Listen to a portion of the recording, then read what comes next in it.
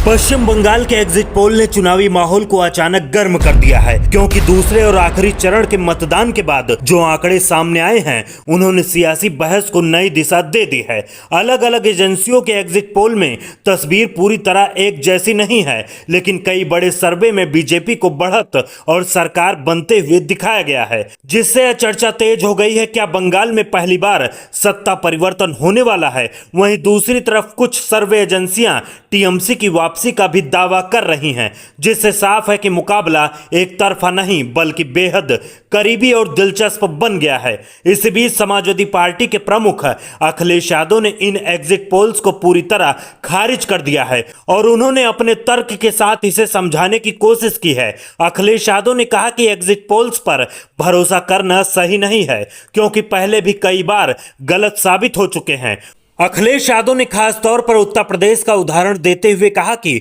चुनाव के समय एग्जिट पोल में दावा किया गया था कि बीजेपी 400 से ज्यादा सीटें जीत जाएगी और अयोध्या में भी बीजेपी की जीत तय बताई जा रही थी, लेकिन जब असली नतीजे आए तो तस्वीर बिल्कुल उलट निकली और बीजेपी अयोध्या सीट तक हार गई। इसी उदाहरण के जरिए अखिलेश यादव ने कहा कि एग्जिट पोल का कोई पक्का भरोसा नहीं होता। इसके अलावा अखिलेश यादव ने चुनाव प्रक्रिया को लेकर भी गंभीर आरोप लगाए और कहा कि चुनाव के दौरान प्रशासनिक स्तर पर गड़बड़ियां की गई हैं, पुलिस के जरिए दबाव बनाने की कोशिश हुई है और यहां तक कि समानांतर प्रशासन खड़ा करने जैसी बातें भी सुनने में आई हैं। उनका यह भी कहना है कि इन सब परिस्थितियों के बावजूद बंगाल की जनता ने ममता बनर्जी को समर्थन दिया है और बीजेपी को केवल कुछ ही जगहों पर बढ़त मिल सकती है। अगर एग्जिट पोल्स के आंकड़ों को ध्यान से देखा जाए तो तस्वीर अभी भी पूरी तरह साफ नहीं है। कुछ पोल्स बीजेपी को 148 से ज्यादा सीटें देकर